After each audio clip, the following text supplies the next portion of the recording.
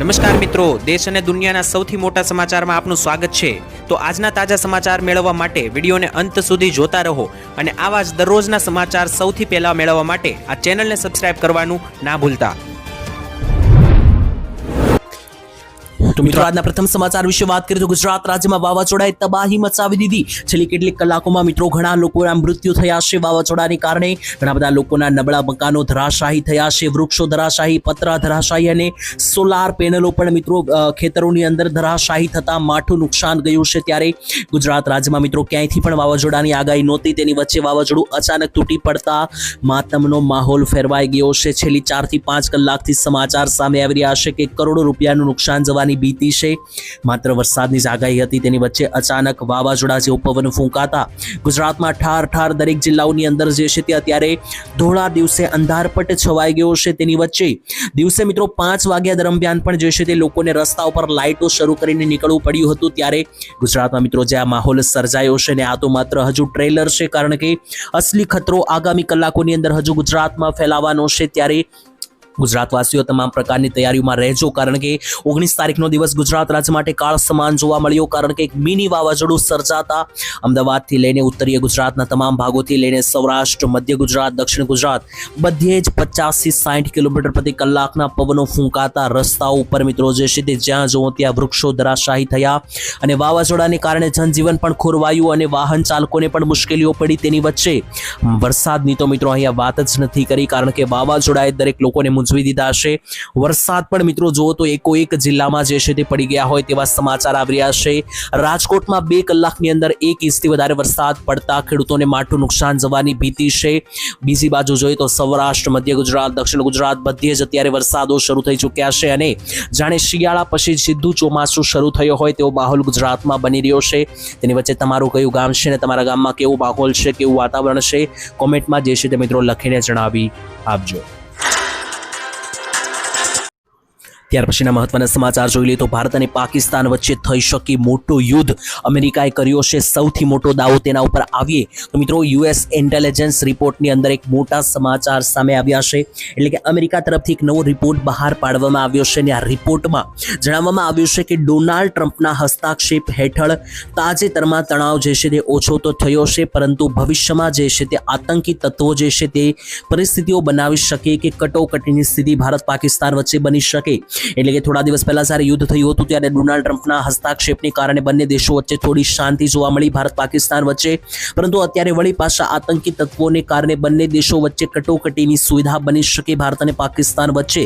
અને અમેરિકા તરફથી મિત્રો એક રિપોર્ટ જાહેર કરવામાં આવ્યો, જેમાં ઉલ્લેખ કરવામાં આવ્યો છે કે ભારત અને પાકિસ્તાનનો ઉલ્લેખ કરતા યુએસ ઇન્ટેલિજન્સ કંપનીએ રિપોર્ટમાં લખ્યું કે ભારત અને પાકિસ્તાન વચ્ચે આવનારા સમયમાં યુદ્ધનો ખતરો વધી રહ્યો છે, પરમાણુ યુદ્ધનો ખતરો પણ સતત વધી રહ્યો છે તેવું મિત્રો તેમણે જણાવ્યું હતું, કારણ કે પાકિસ્તાન લગાતાર આતંકી પ્રવૃત્તિઓ કરે છે અને ભારત આનાથી જે છે તે હવે કંટાળ્યું છે। ત્યારે ભારત પાકિસ્તાન વચ્ચે જે છે તે લગાતાર યુદ્ધનો ખતરો વધી રહ્યો છે તેવું યુદ્ધની લઈને મિત્રો જે છે તે અમેરિકન રિપોર્ટમાં જે છે તે ગઈકાલે સામે આવ્યું।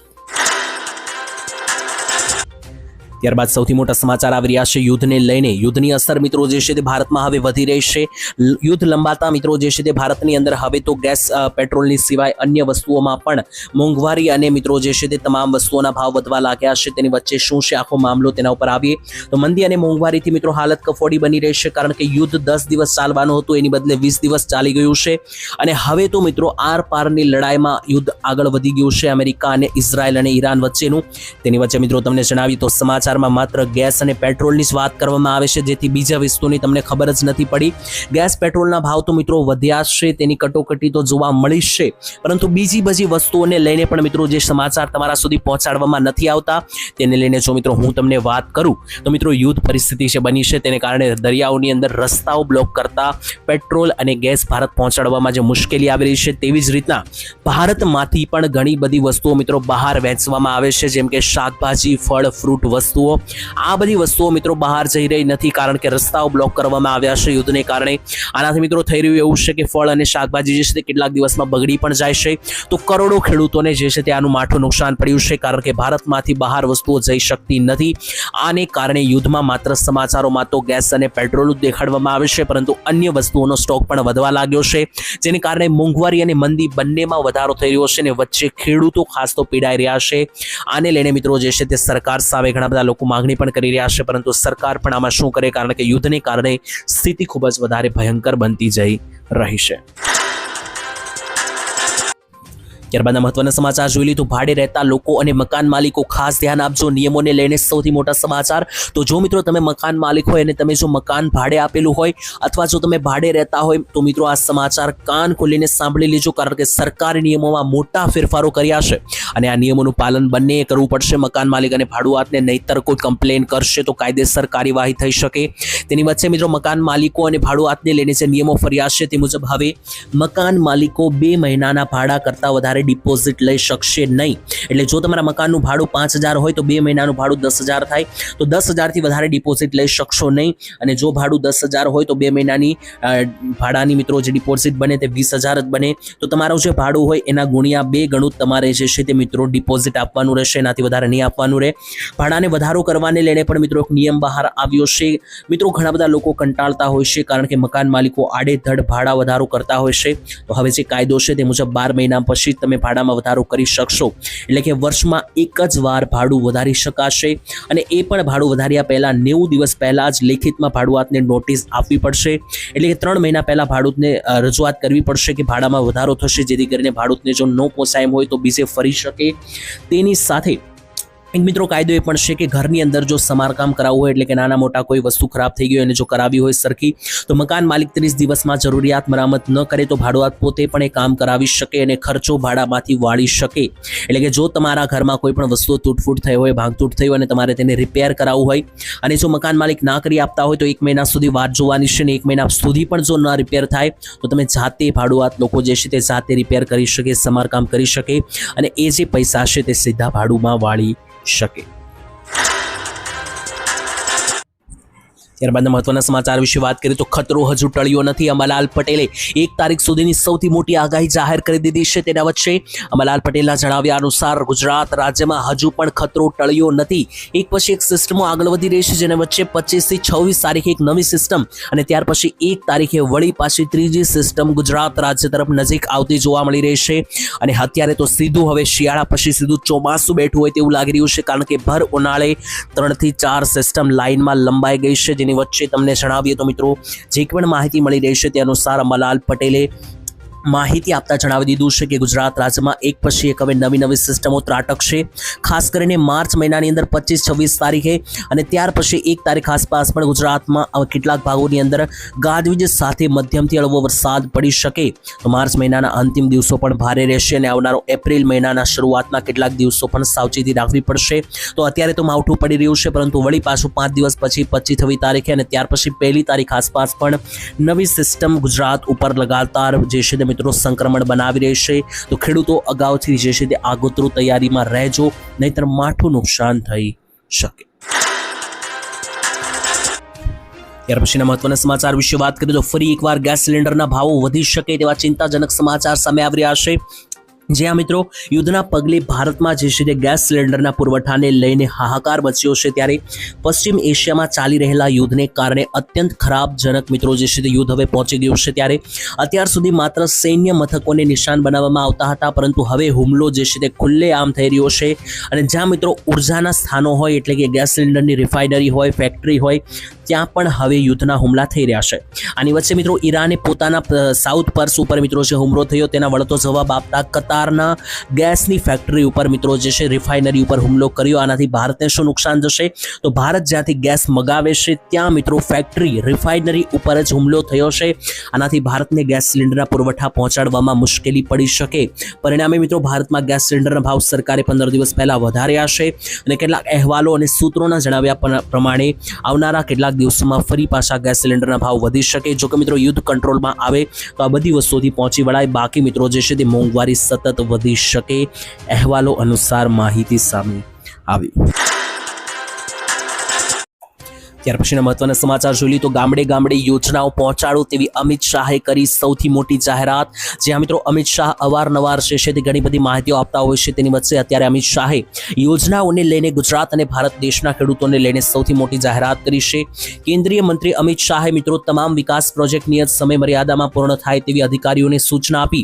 એટલે કે અમિત શાહ મિત્રો જે જાહેરાત કરી તેમાં સૌથી પહેલા તો એમણે તમામ અધિકારીઓને ફટકાર મારી અને કહ્યું કે જેટલા પણ કામ સોંપવામાં આવ્યા છે લોકો માટેના જેટલા પણ વિકાસ કામો છે એ સમય મર્યાદામાં પૂરા કરો। એટલે કે જે સમય ફાળવવામાં આવ્યો છે એ જ સમયમાં તમામ સરકારી કામો પૂરા કરો। અને બીજા નંબરે અમિત શાહે યોજનાઓને લઈને પણ મિત્રો માહિતી આપી છે કે છેવાડાના માનવી સુધી યોજનાઓ પહોંચવી જોઈએ। અધિકારીઓ તેઓને રીતસરનો ક્લાસ લીધો અમિત શાહે, એટલે કે કહ્યું કે પહેલા તો જે સરકારી કામો છે એ યોગ્ય ટાઈમની અંદર પૂરા કરો અને બીજા નંબરે છેવાડાના માનવી એટલે કે ગામડાના ખૂણે રહેતા મિત્રો આદમીઓ હોય, ખૂણે ખૂણે રહેતા લોકો હોય, બધા લોકો સુધી યોજનાની જાણકારી પહોંચવી જોઈએ અને તમામ લોકો યોજનાઓનો લાભ લઈ શકે। તમામ લોકોને યોજનાની વિશે મિત્રો ખબર હોવી જોઈએ તેવી અમિત શાહે જે છે તે મિત્રો અધિકારીઓની ફટકાર લગાવી। ત્યાર પછીના મહત્વના સમાચાર જોઈ લઈએ તો ઘર બનાવવાનું સપનું હવે દરેક લોકોનું થશે પૂર્ણ, સરકારે તારીખ લંબાવી દીધી। જી હા મિત્રો, સૌથી મોટા સમાચાર છે પ્રધાનમંત્રી આવાસ યોજનાને લઈને।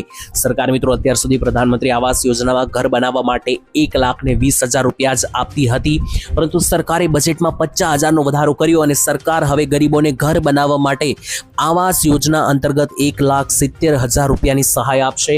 જો મિત્રો તમારે પણ પોતાના સપનાનું ઘર બનાવવું હોય તો આની અંદર સરકાર જેટલી પણ યોજનાઓ ચલાવે છે એનો લાભ તમે લઈ શકો।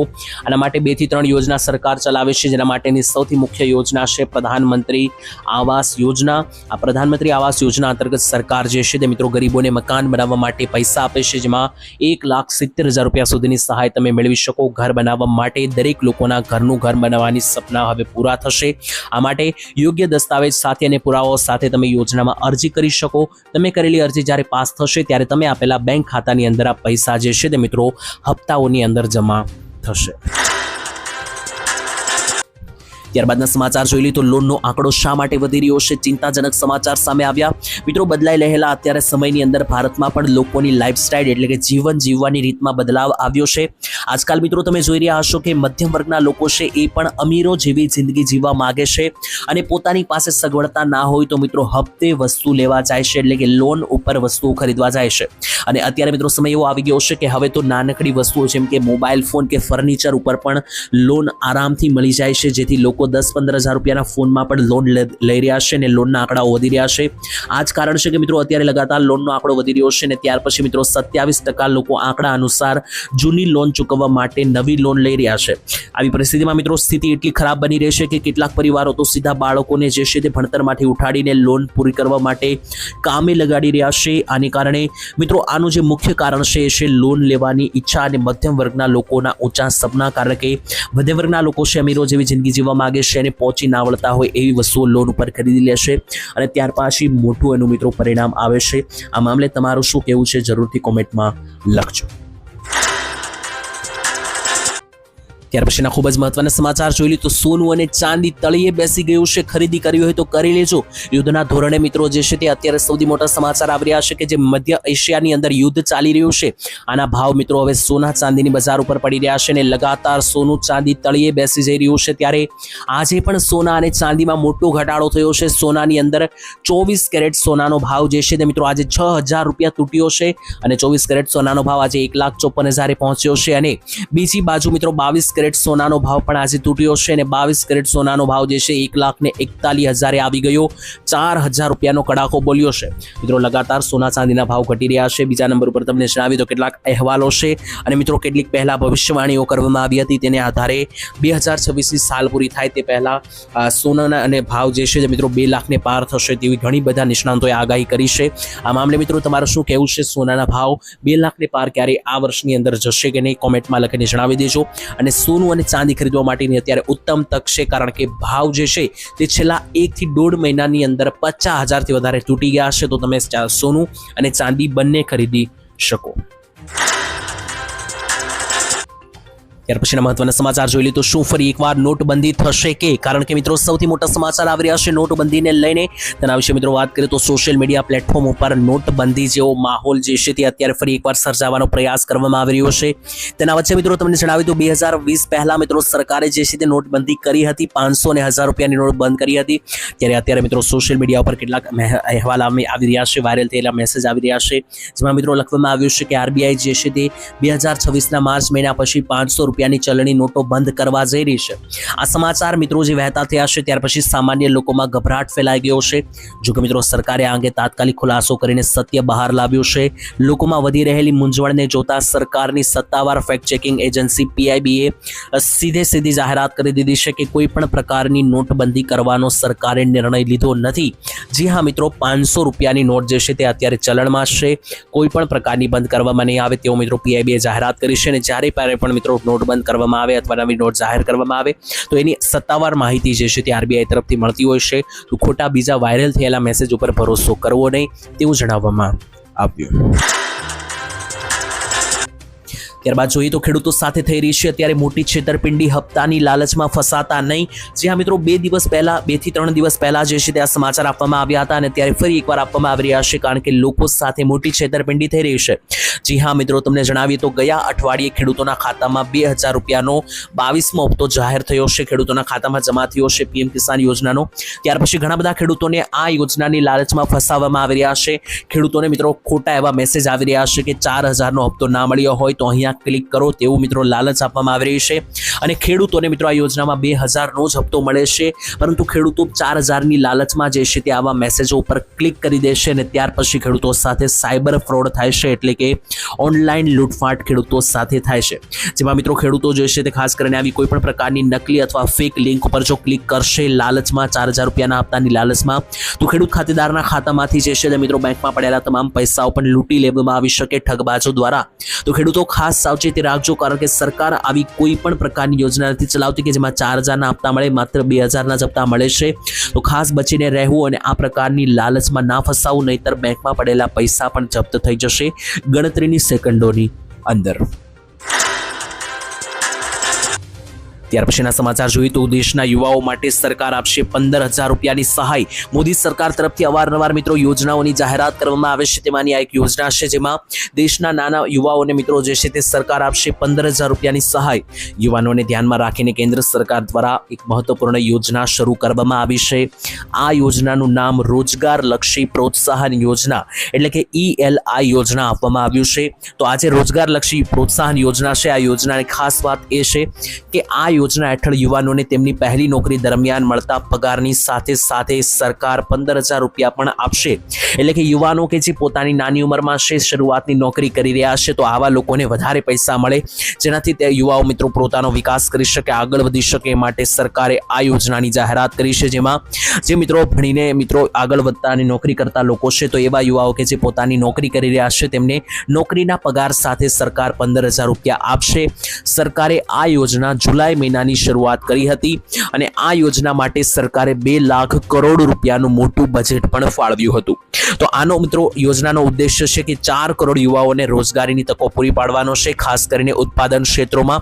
ભારતમાં મિત્રો આર્થિક વિકાસની કરોડરજ્જુ બની રહ્યા છે યુવાઓ, એટલે કે યુવાઓને કારણે જ ભારત દેશ આગળ વધી રહ્યો છે. તેવામાં જે પણ યુવાઓ નોકરી કરી રહ્યા છે, પોતાની જોબ મેળવી રહ્યા છે, તેમને પગારની સાથે સરકાર અલગથી 15000 રૂપિયા રોજગાર લક્ષી પ્રોત્સાહન યોજનામાં આપશે.